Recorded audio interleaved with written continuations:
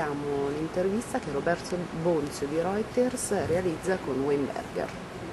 Mr. Weinberger, first of all, are we at the beginning of a revolution? Is the revolution already begun? Oh, certainly. It's hard to tell exactly. We won't know where we are in the revolution until it's over, and I think a lot of it has to do with the younger generation growing up. People who have grown up with the web are treated differently. It means something different to them than those of us who were grown by the time we got onto the web. So we're really at the very beginning of this.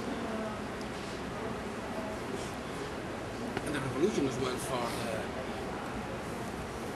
the revolution also for the corporations, for commercials, sport, which will change this through the internet. What will be?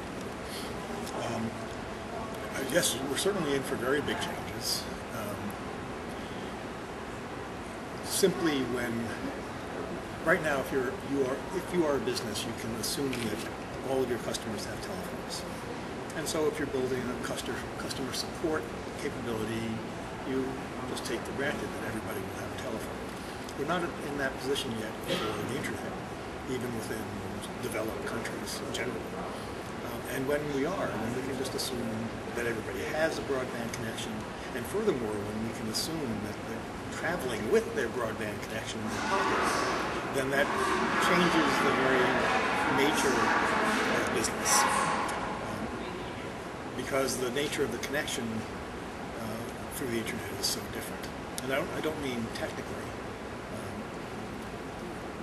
The constant presence of one's friends, one's social network, the fact that you can reach out at any moment and do a text message now and at some point be able to do far more, means that you are carrying your social world, your market, the public, with you at all times. It also means that the ability of companies to give us their message by figuring out what phrase they want us to remember, and repeating it over and over again, as if that's the only thing we know about the company.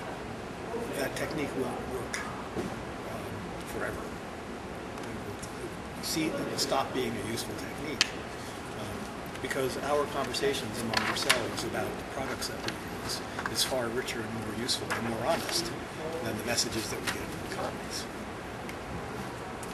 And the consumers were saying that the conference are becoming more subject than object. You also spoke about the revenge of quality. This is a very interesting idea. What do you mean? Can you explain? Marketing has assumed that it can manage markets. That's why we have marketing. And it's done that traditionally by deciding what information the company will give about the products. And so we get only the most positive information. We get the products pictured at their absolute perfect, at their best. And that's fine. But when you and I talk about the car that we own or the pen that we like to write with, we don't just say positive, happy things about it. We talk about how we use it. We point to the weaknesses, even if we really like the car or the pen, and say, you know what, we have a conversation.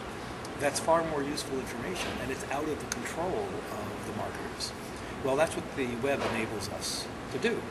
We can instantly find the real information about the products. Information that is more honest, is often more detailed. When we bought a car a couple of years ago, the salesperson simply didn't know how the car was going to perform in this or that circumstance because he didn't have any experience. And besides, I don't trust him entirely. He's trying to sell me a car.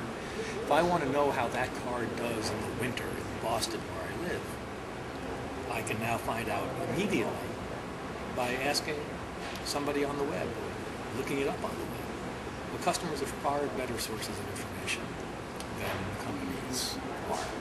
But that means that the old technique of marketing, of restricting information, simply doesn't work for them.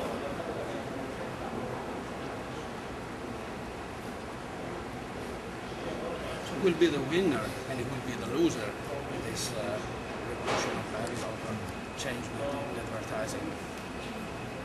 Well, certainly customers win a great deal. We can now get much better information about what we're buying. And it's human information, and friendships are made along the way.